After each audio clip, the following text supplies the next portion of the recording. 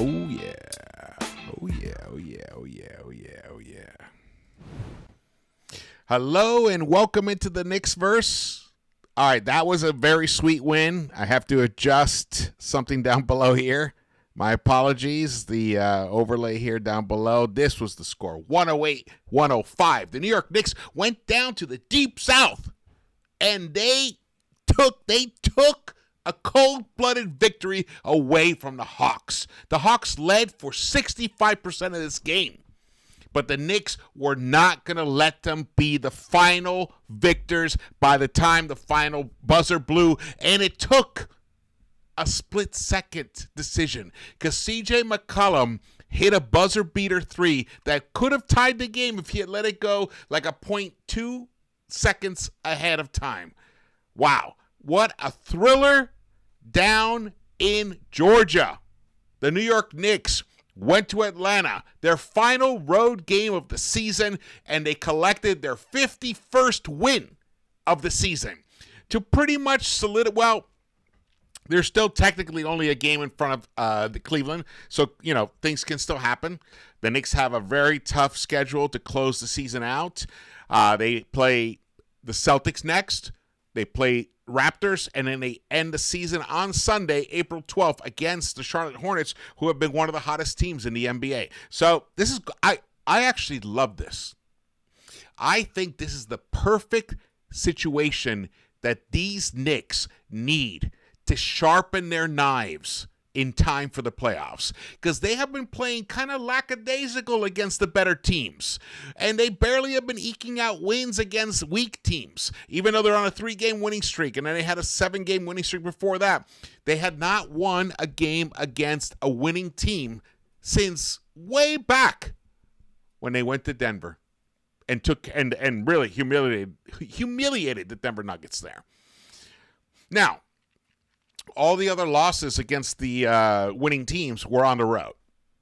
Put that into a little perspective. Maybe the Knicks needed a little home cooking to get right, and then they went down to Atlanta, which is basically, New York South. It's like the 6th borough down there. I heard chants, "Let's go Knicks." And even when the Hawks fans were chanting, "Let's go Hawks," you could hear it being muddled by "Let's go Knicks." It was almost like you couldn't even distinguish the two. Got to tell you, though, this game, Brunson was playing like shit for 3 quarters. He could not make a three. He couldn't make a bucket in the arc. He was struggling mightily for most of this game. He was like 4 of 13 at one point. And then the 4th quarter alarm rings. And Captain Clutch comes off the bench, removes his civvies, and his superhero uniform comes on, and he comes out and he delivers 17 big points in the final 15 minutes of this game. And he delivered them in only 8.5 minutes that he played. And he delivered the death blows to the Atlanta Hawks to help the New York Knicks eke out a 108-105 win over the scorching hot Atlanta Hawks, who have been winning. They have been one of the hottest teams in the NBA right now. You never know, we might have to face them. So this was a great victory for the Knicks, and I want to shout out the Atlanta Hawks. They played an amazing ball game themselves. Nickeil Alexander-Walker played like a mega superstar. He played better than his cousin, Shai Gilgeous, tonight. He was unbelievable in this game. What did he deliver? He delivered 36 points. He shot 12 of 19 from the field, 64%. He hit 7 of 11 three-pointers. He was hitting three-pointers with guys draped all over him, and he's in the corner drifting to his left. Hit 7 of 11, 64%. He hit all 5 of his free throws. The man was unbelievable tonight. He was on course to have one of those legendary games that we Knicks fans are used to when an opponent plays us. They have like a career night. Well, This may be a career night. I don't know much about Alexander Walker's career numbers. I know he's a great defender, and I know he's a really good two-way player, and he was an excellent pickup for the Atlanta Hawks in the offseason. But he did when it came down to it, the Knicks were able to pull this victory out, and that's really what mattered. And it was a collective effort. I know I shouted out Brunson, but it was a collective effort tonight. 3 Knicks with 20 points or more. Shout out OG. Shout out Cat. And shout out Mikal Bridges. He had 15 points. He went to the free throw line. But the player of this game might actually be the guy who didn't start. Mitchell Robinson. He was unbelievable. From the beginning, when he first got in this game, you could tell it was going to be the Mitch show. And he kept delivering on that night. Every single minute he was on the court tonight. Mitchell Robinson, in his 19 and a half minutes of play, 4 of 6 from the field, 12 rebounds, 4 of those offensive. He gets 3 blocks, 2 steals, and even got an assist, and not a single turnover. He was outstanding tonight. And we got some great minutes from Deuce. We got some, mixed minutes from Landry Shamet, but he's still playing himself into game shape. The Knicks rotation is starting to solidify. I still have issues with the starting unit. I think one of the major reasons the Knicks had to make a come-from-behind victory is because the starting unit is just not right. And it comes down to, are you going to bench Mikal or are you going to bench Josh? That's really the question. And we'll talk about it. We're going to talk about it. Shout out to the chat. Thank you guys for joining me here tonight. Awesome. We got Lex the Destroyer in the house. What's up, brother? We got Trapped in the 90s, Slow Runner, Alex Kispa. What's up, everybody? Thank you guys for joining me here tonight. We're going to get into it. I got some highlights for you guys. Let's go. Here we go. 108 to 105. It was too close for comfort, I gotta say. But there was just something about the texture of this game. Even though it did require Brunson to step up and give you 17 points, there was one possession in the midst of that where I think he over-hero balled when the Knicks were trying to still regain the lead. But you got to respect that he stuck to it. And the other players stuck to it as well. They knew who to turn to pull out this victory. But I never thought, even when the Knicks were down, I never thought the Knicks were going to lose this game. It just had that tonality to it. You can call me a homer, call me delusional, whatever you want. It just didn't feel like the New York Knicks were actually going to surrender in this game. That the Hawks were going to have to actually execute really solid end game strategy to pull this victory out, and they weren't able to. And it was interesting watching because I was forced to watch the Peacock broadcast, which was the Atlanta Hawks play-by-play guys. And I know some people have had a hard time with them and everything, but I actually thought they were pretty fair in general for a homer group. See, we're jaded because we listen to Breen and Clyde, and Breen and Clyde will call out when our guys, screw up. They'll call them out. And normally when you listen to other broadcasts, they never do that. They ignore it all the time. But these guys didn't. And there was a moment there when it was the game was tied, and I think we were within the 2-minute mark or whatever. They announced, they said, it's going to be interesting to see the difference between how the Knicks handle with their experience, how to close out the game, and the way the Hawks do. So they pointed out that the Hawks need to learn how to, and they acknowledged that the Knicks know how to. And that's exactly how it happened.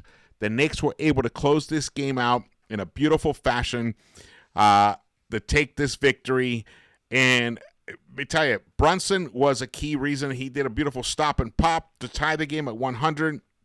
And then he was I can't remember if he was responsible for the steal or how he ended up getting the ball, and then he hit a floater to put the Knicks up 102-100, and the Knicks never were behind from that point on. And it was, I mean, he hits an amazingly friendly bounce on a long midi for the lead, 104-102. And the question I had was, why was McCall and Josh guarding the same guy in an inbound play when they're up 2 on an inbound play? They left CJ wide open for a 3, and the score was 106-105 at that point. Like, why were those two guys guarding the same guy while CJ's wide open? Those are the mistakes that I can't handle. And I'm not sure if it was McCall's fault or Josh's fault, but the way Josh was playing this game, I kind of have to lean towards it was Josh's fault. Josh was, other than the minutes he had in that fourth quarter, where he did come through with some good minutes. He played 8.5 minutes. The first 3 quarters, he was absolutely atrocious. He was by far the worst Knick on the floor. I'll show you right now. Here it is. This is the first 3 quarters. The worst plus minus of a starter was Josh Hart, -9. OG was a +12. Towns was a -4. So, you know, Josh had some company, you know, in the negative group here. McCall was a -2. Brunson was a +1 with his 13 points off of 16 attempts. So, this is terrible efficiency. 1 of 5 from the 3-point line for Josh at this point. But the Knicks were clinging to a 2-point lead by the end of this third quarter. They actually won this third quarter, which was good because they were down by 4 at the half. So they came up strong here, but none of that was because of what Josh Hart was doing. He plays 22 minutes, puts up 2 shot attempts. There were 3-point attempts, both missed. Gives you 3 rebounds, had 2 assists, 2 personal fouls, had a turnover. He was a -9. No points. He was like a weight on what this team was trying to achieve in this game. And yet, they still were able to eke out a lead. But then when the fourth quarter got into motion, the Hawks took over. You can see the Knicks held a 4-point lead at one point in this fourth quarter, and then the Hawks ended up taking that away and building a 5-point lead. The Hawks went on a nice run in that fourth quarter. Mitch got a block, but a lot of it was due to Mr. Nickel Alexander-Walker. He was outstanding in this game. It was crazy how good he was. Absolutely insane how good he was. I do have highlights for you guys, so we will get into that. Here are the team comparisons. The Knicks, they lost the rebounding battle, 47-48. They won the assist battle, 29-23. They won the stocks battle, 16-11, with 9 steals, which is fantastic, 7 blocks, which I believe Mitch got 3 or 4 of those. They did commit 15 turnovers to 14 by the Hawks. So it's just a -1, so we say. But the Knicks shot 50% from the field. Hawks only 40%. Knicks shot only 33% from the 3-point line. They weren't that efficient from the 3-point line, and I wish they had taken more 3-point attempts, but they didn't. The Hawks ended up with 38.1% from the 3-point line, and the Knicks did miss some free throws here, but so did the Hawks, 76.5% for both teams. The Knicks ended up dominating the points in the paint, and a lot of that was Karl-Anthony Towns and Mitchell Robinson just feasting inside, 52-34. That's a +18 for the Knicks. Second chance points, Hawks won that, a +2 for them, 13-11. The fast break points, the Knicks won that, 12-9, so it kind of offset the second chance points. But you can see how it was a tight game. Rebounds, Dyson Daniels delivers 12, when Mitch delivers 12 himself. Nickel Walker-Alexander was the high scorer in the game with 36 points, and Brunson with 30. Brunson's 30 were 17 of those came in that fourth quarter when the game was on the line. Look at this. CJ McCollum gets 2 blocks. Mitch gets 3. CJ McCollum gets 6 assists. Brunson gets 13. There was a moment there in the offseason when I was thinking, is CJ McCollum maybe? Is he the guy who should be playing next to Brunson? We'll never know. We'll never know. But this is what we have right now. This was a really cold-blooded end to this game because of this guy, Jalen Brunson, the way he executed in the very end to close this game out. Love the way he executed. Here we go. Shout out to you guys. Shout out to the chat. We got El Cid in the house. We got Umberto De La Hose. What's up, brother? Lex the Destroyer, best mod around, slow runner. Yeah, McCollum almost beat us. No doubt. No doubt. Bridges or Hart make, yeah, incredible. I know that Josh Hart plays with a lot of fire and a lot of passion, and that's commendable, and this whole intangibles discussion. But honestly, he's probably the reason these Knicks are being held back from being as great as they can be. Just going to put it like that. But speaking of being as great as they can be, this guy. 30 points, 3 rebounds, 13 dimes, and 2 steals tonight. 17 of those points came in the fourth quarter. Outstanding game for Jalen. Outstanding fourth quarter for Jalen Brunson. He was not having a good game for the first 3 quarters. But that's the difference between, and JD, shout out to JD, he tweeted this out. He asked me, is Jalen Brunson a superstar? I had no doubt he was. This kind of a performance to close the game out proves he's a superstar. This is a motherfucking superstar right here. And he wears orange and blue. If we win the chip, it's because of this fucking dude right here. Of course, we're going to need all the others. But the way he plays tonight, we would have lost this game without him tonight. That is a fact. Shout out to the captain. The unofficial captain. But he is the captain in clutch. That is for sure. And then this guy, the big fella, he dominated. He gave us amazing minutes. 21 points, 12 rebounds, 6 assists. He's become a hub. He's making it difficult for defenses. They have to figure out, wait. Who did we just leave open when we're doubling Cat? Because he's making quick decisions and punishing the defense. Loved the way he approached this game tonight. Awesome. He hit a big-time bucket down on the low block in that third quarter while the Knicks had kind of surrendered the lead at one point. Knicks were down 57-53 going into the second half. In the first possession, it was a Brunson-Cat pick and roll, and then Cat hit a nice midi. JB fights for a 2, and it's 63-61. There was a moment there I was like, why did it take Cat so long to get back on defense? CJ hits the open 3, and then it's now 69-61. And I believe that was the biggest lead.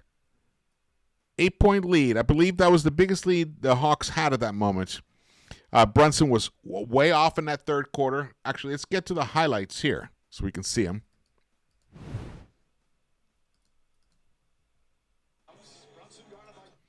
Yeah, Brunson was off in that third quarter. He was only 4 of 13 by that point, and we were down 8 points. The Knicks finally strung together some stops in that third quarter. And then Cat hit a 3, and it was 73-69 with 5:21 left in the third quarter. Cat, by that point, had hit 8 of 9 from the field. His only miss was a three-pointer. He was 2 of 3 from the three-point line. Inside the arc, he was money. 100%. He had 19 points and 8 rebounds midway through that third quarter. While Brunson was struggling, he was 4 of 13. He was 0 for 4 from the three-point line, but he did have 9 assists, so he was sharing the ball, which is nice. Cat hit a big-time shot on the low block, and then Mitch forced a turnover. The double big lineup was in effect, which is important because I think that is the lineup. I think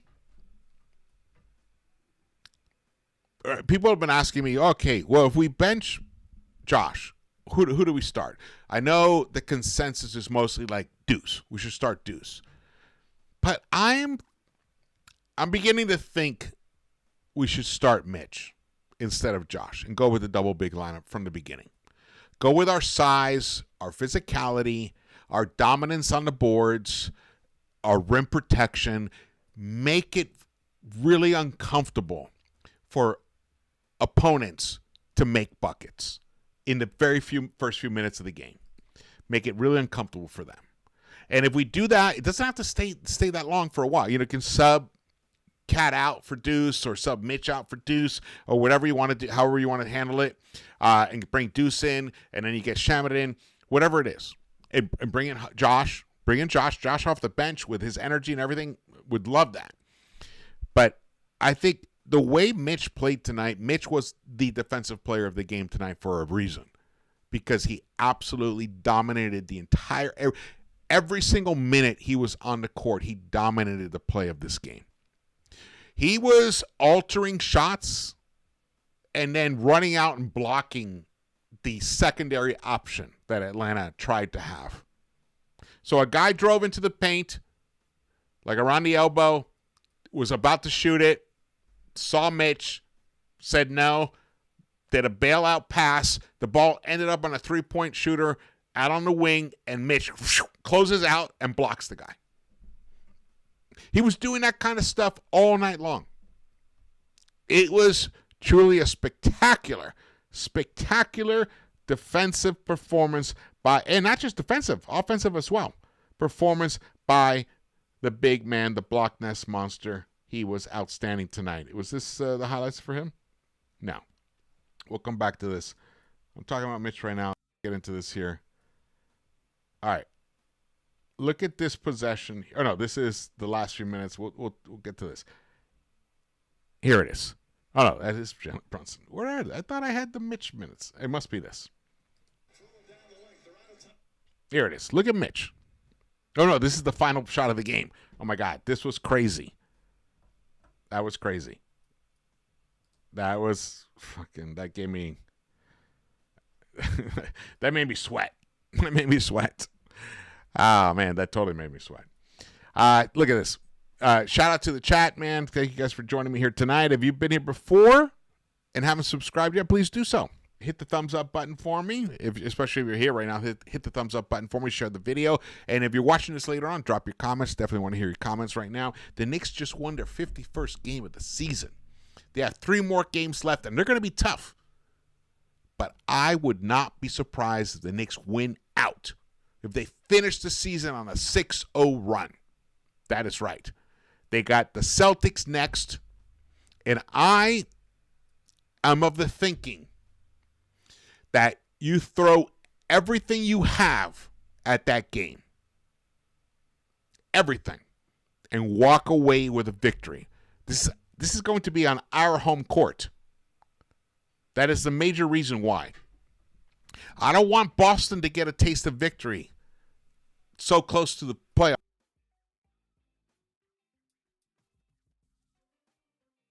That victory and solidify. We already have the tiebreaker between the two teams.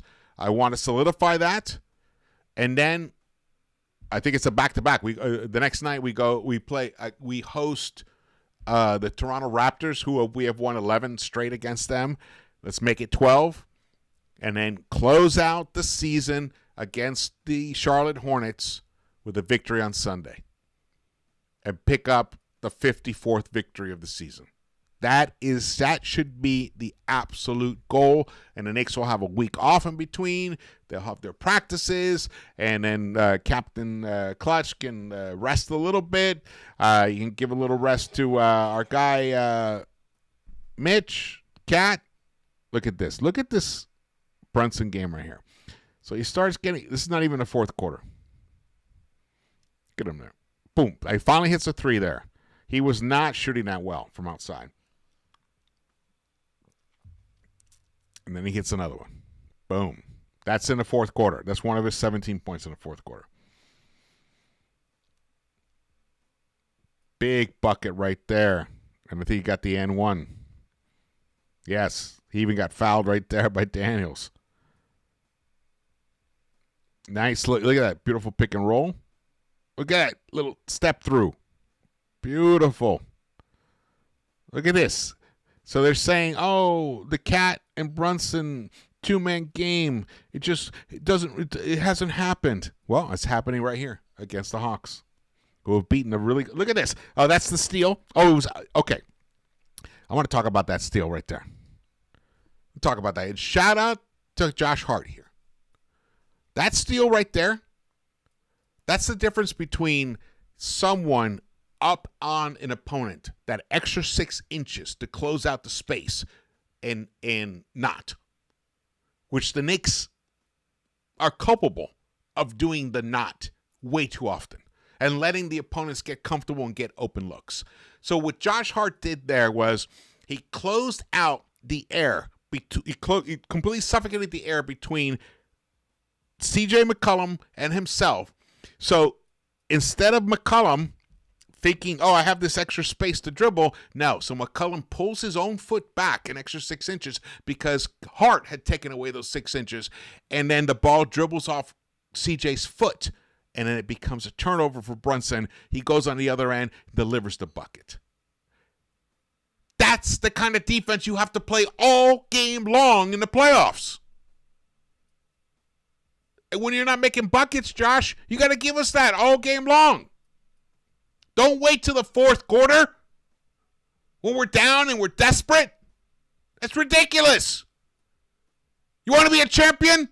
You play like that 48 minutes.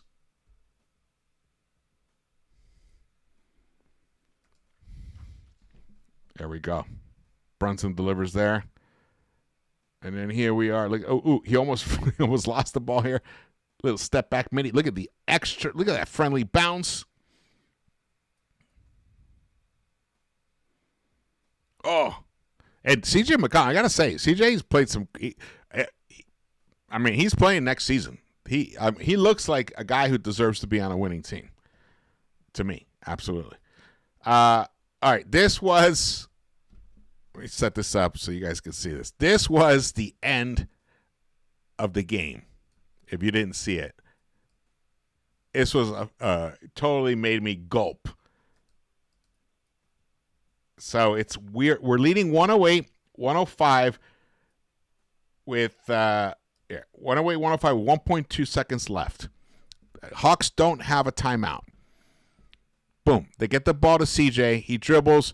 Boom. He releases it. Banks it in. But the ball was still in his hands when the buzzer went off.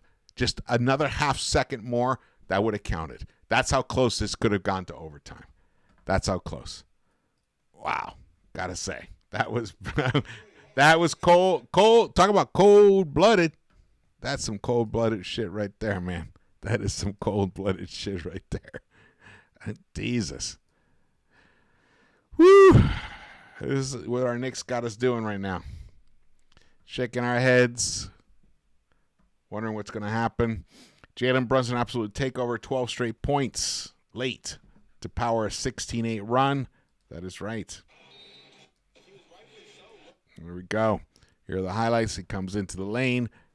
Delivers right there. Beautifully done. Does the step through. That was a big bucket there. We were down 5 points at that moment with 3 minutes. But still, I did not think we were going to lose this game because I know we have him. We have him. And we have Cat. He could easily have given it to Cat right there, and Cat could have hit the three. But I'm fine with his choice right there. And here comes. I wish you had seen the play with Hart's defense there, which was really great. Delivers there. The Knicks take the lead. I believe the Hawks do tie it after this. All right, they're not going to show that anymore. Yeah, we get back to the beginning. All right. New York Knicks, man. Great victory. Great victory. The New York Knicks are now firmly in third place in the East. They are set up in the playoff picture. Right now, they are set up to battle with 51 wins and 28 losses, set up to battle the Toronto Raptors. But still, you never know what can happen. The Raptors, Hawks, and the Magic are close. The Magic won tonight. I believe the Magic beat the Cavs tonight. So you never know. The Magic could step up and eclipse. I mean, they could jump over all these guys. Look at this. There's 1, 2, 3, 4 teams in the East with 43 wins. So this thing is far from being decided.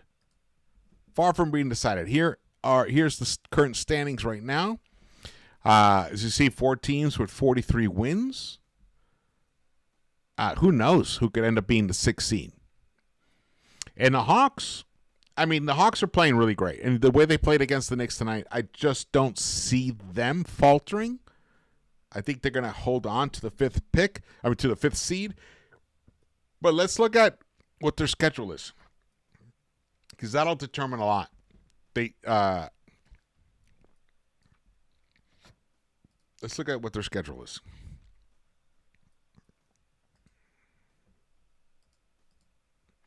The remaining schedule for the Hawks. So the Hawks have this weird thing where they play the Cavaliers twice. Here, let me move this up here. They play the Cavaliers twice.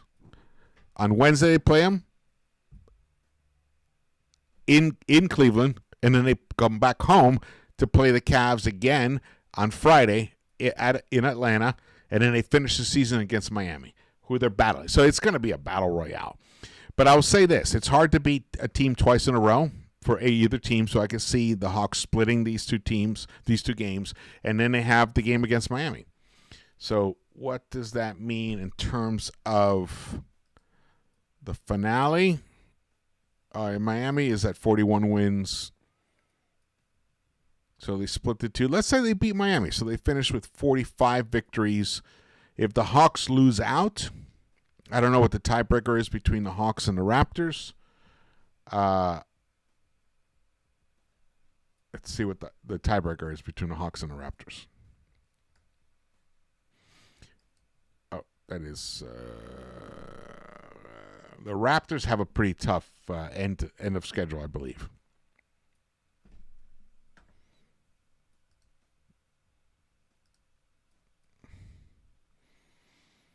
Yes, the Hawks play Miami. Weird scheduling here. Miami back-to-back, but both of them in Toronto. And then they play the Knicks in New York, and then they finish the season with the Nets. The Raptors will probably finish 2-2. That's what I'm predicting. So Raptors will finish 2-2. The Hawks will go 2-1. All right. So all right. I think it looks like the Hawks are going to end up with the 5th seed. And then the Raptors, it's going to be a battle between the Raptors, Sixers, and Hornets and Magic for the 6th seed. Yeah, the final games of the season. It's exciting. Shout out to the NBA for making this happen right here. This is exciting. You can see here. The Miami Heat will most likely not be able to climb out of the 10 hole. That's one of the things it'll be. So what does that mean in terms of the seeding? Let's look at the playoff seeding right here. Let's go back to this chart here.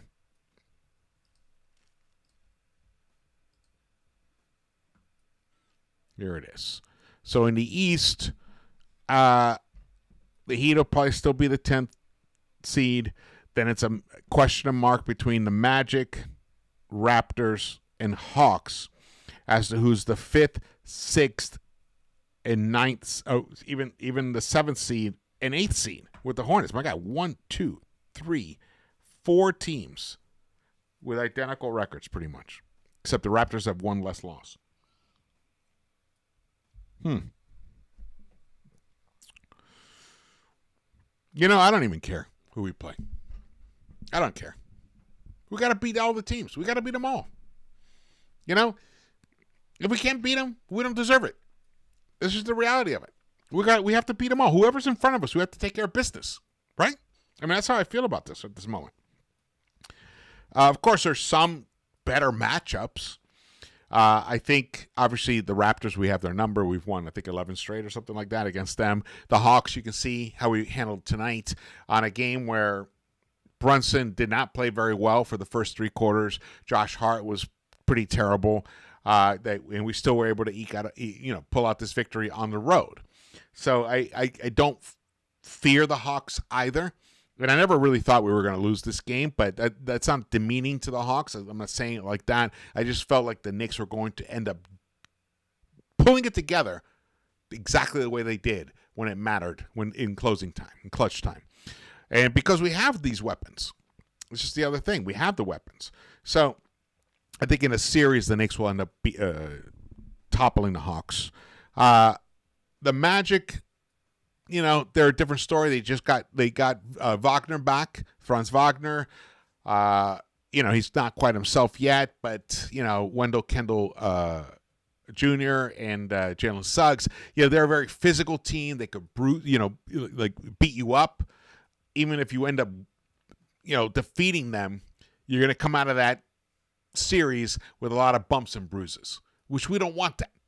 Because at this point, we are probably going to face the Celtics in the second round. Now, the Celtics, they're not going to have an easy road either. Because they're either going to face, if all stays the same, and it's the Sixers and Hornets battling each other for that 7th seed, Sixers with Embiid, George, Maxey, VJ, Oubre, all healthy and ready to go, they're going to give the Celtics a run for their money. They're going to. And then if it's the Hornets, we've already seen what the Hornets can do. So the Celtics, they're going to have to battle to get into that second round. I'm going to assume they will. So it's going to be a battle between the Knicks and the Celtics in that second round, just like it was last season. And I like our chances. I like them. We have played very well against the Celtics this season, and we get one more game, the very next game. The very next game the Knicks have is against these Celtics to show them where we're at. We pick up that victory, we'll be 52. We'll only be one victory behind the Celtics. I think it's important for us to pick up that victory psychologically, emotionally, and strategically as well. I think it's important to pick up that victory. And let's put it this way. A blowout will absolutely suck. It will suck. Now, these Knicks are professionals. They've shown us before that they can bounce back and recover.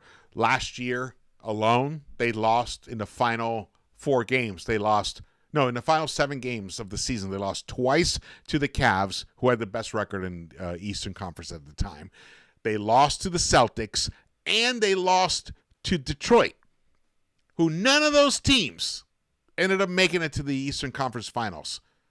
And one of them were ousted by the Knicks.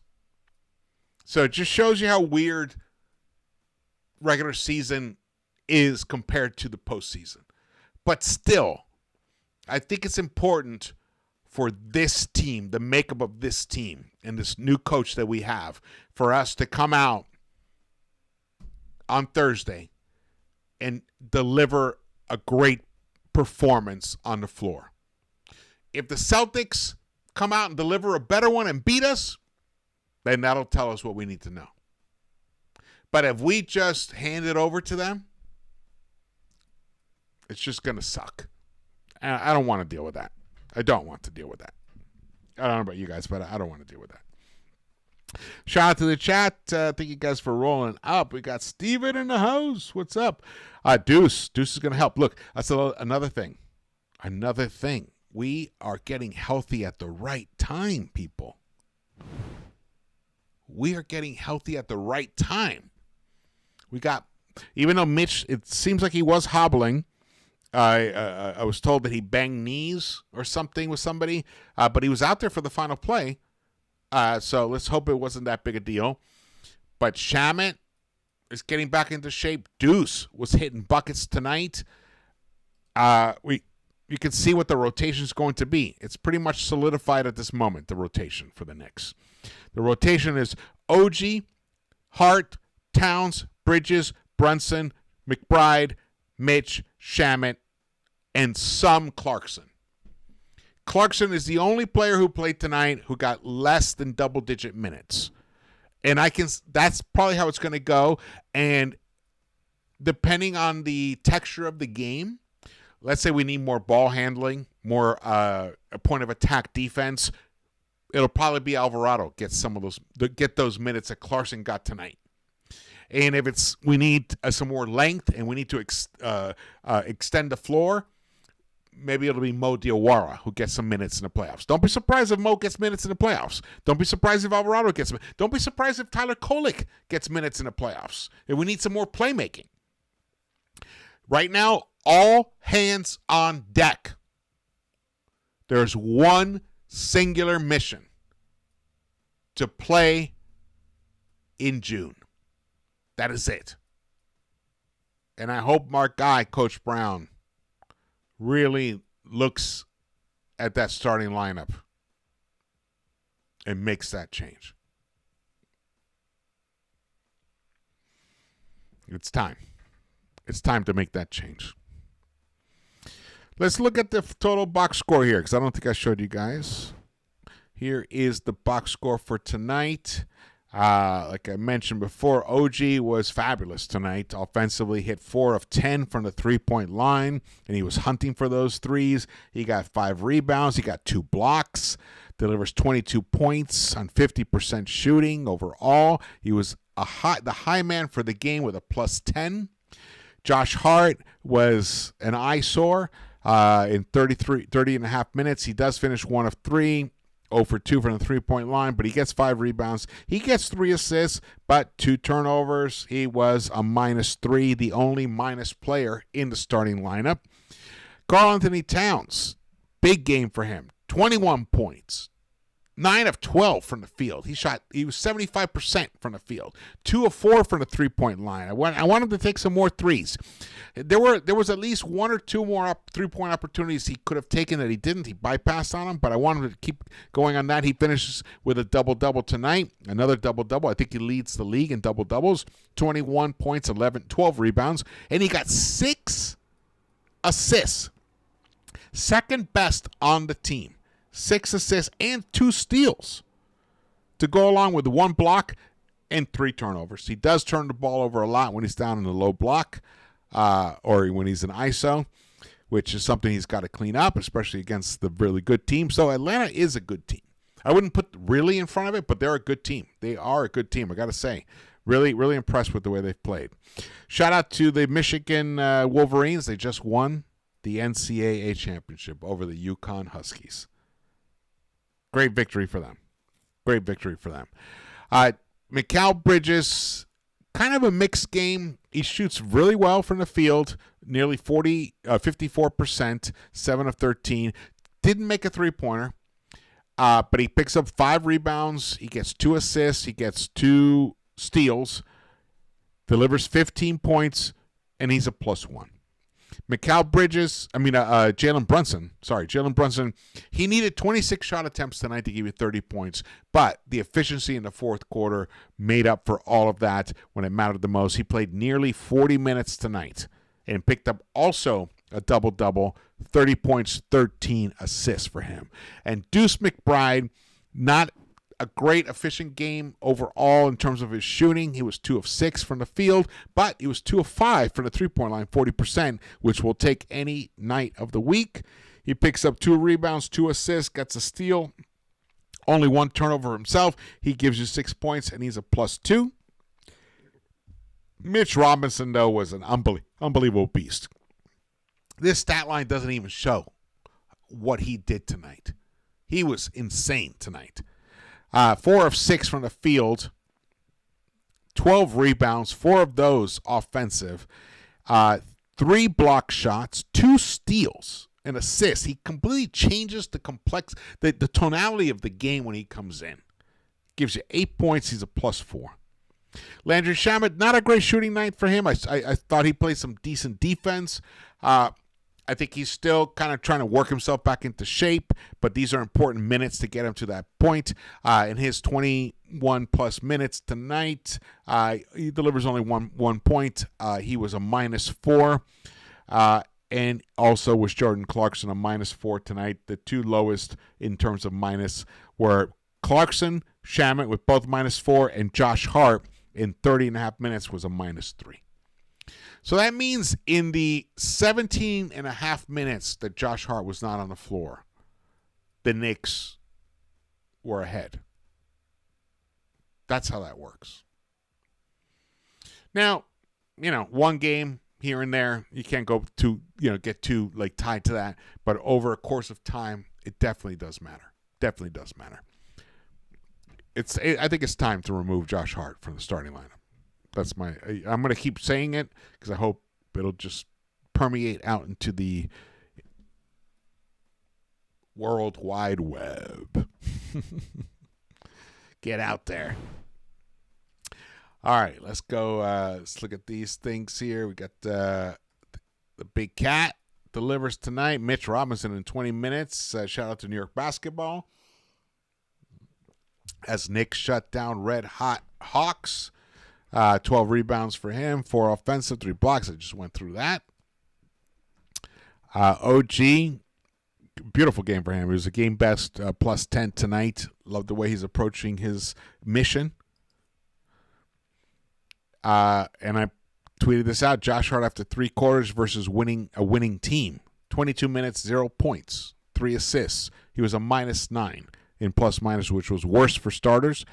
He's just not a contender-level starter. It's ridiculous to think he is. The intangibles argument is wishful thinking. And, here it is.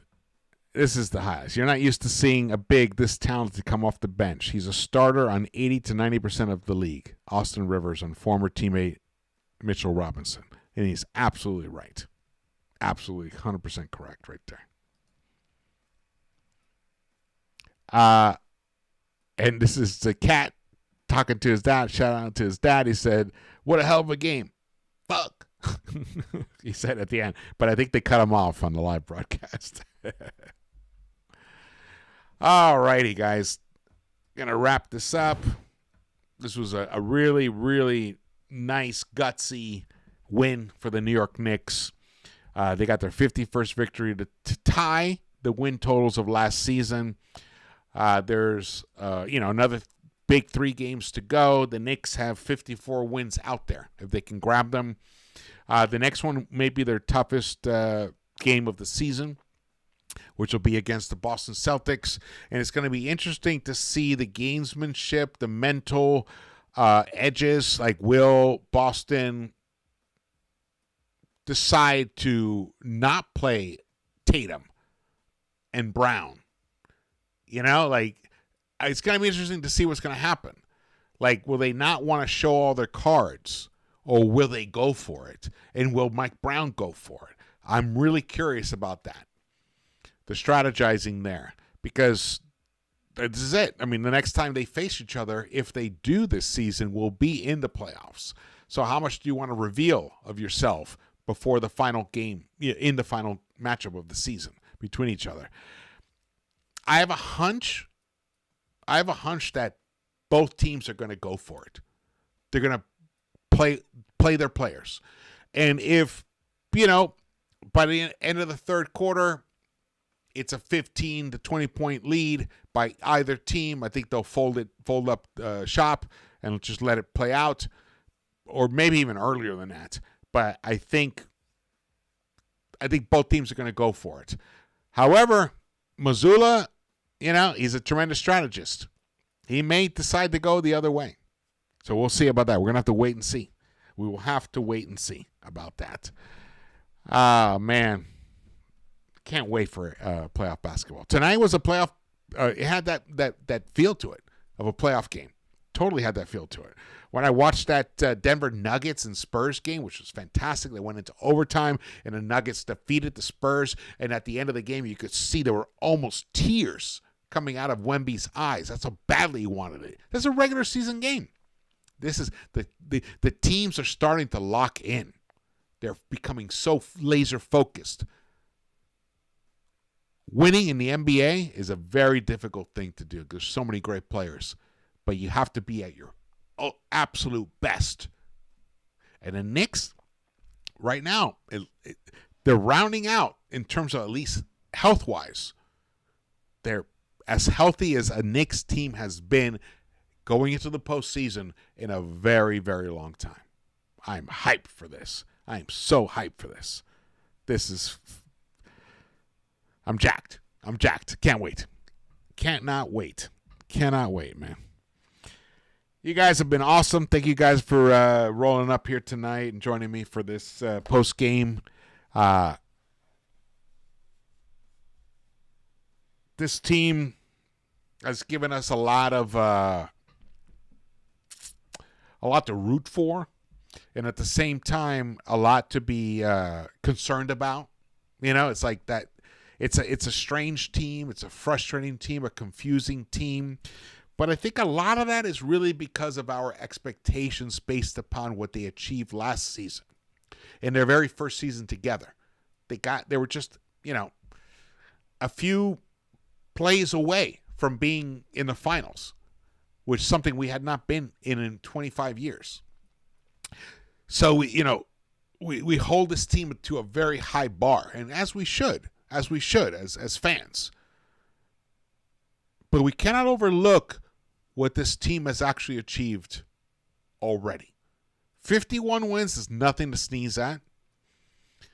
They're in the top 10 in offensive rebounding for this. In offensive rating in advanced stats, top 10 in offensive rating, top 10 in defensive rating, and they're in the top 5 in net rating, which are the essentials for a true contender.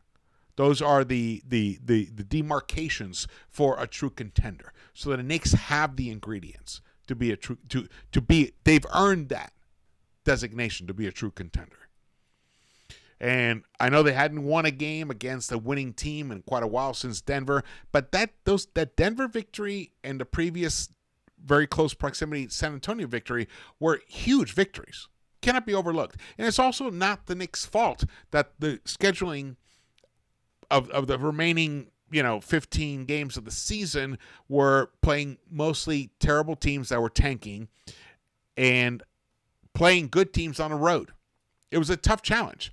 You flopped those OKC games. If we play the first OKC game on the road and the last OKC game at home, it could be really different. And you could say that with the Houston game as well, even though we did win the Houston game. Winning on a road, when teams need to win, it's a tough thing, especially when you are pretty much set where you're going to end up, which is the 3rd seed for the Knicks. But we'll see. We'll see how this thing shapes up. Shout out to the chat. Shout out to Lex the Destroyer, best mod around. We got Rudy Poo, what's up? We got Dusty Fanny, good to see you. El Cid, what's up? We got Taco Boys. No, Cowboys. The Cowboys. I love that. 2 huge blocks. Yeah, totally. Steven, what's up? You guys, great crowd here tonight.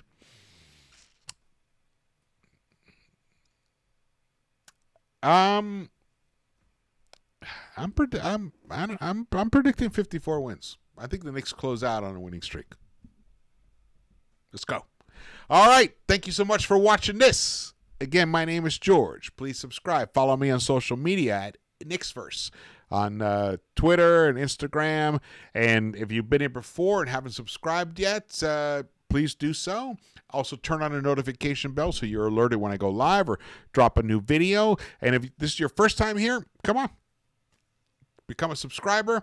The Knicks-Verse is where you come to get the most honest recaps of where the Knicks are at. And this is it right here. And I believe this team, as frustrating as it has been, could give us the biggest thrill we Knicks fans have had in over 25 years. All right. Drop your comments too, especially if you're watching this later on. Drop your comments. I will see you. All right. the Knicks-Verse. Let's go!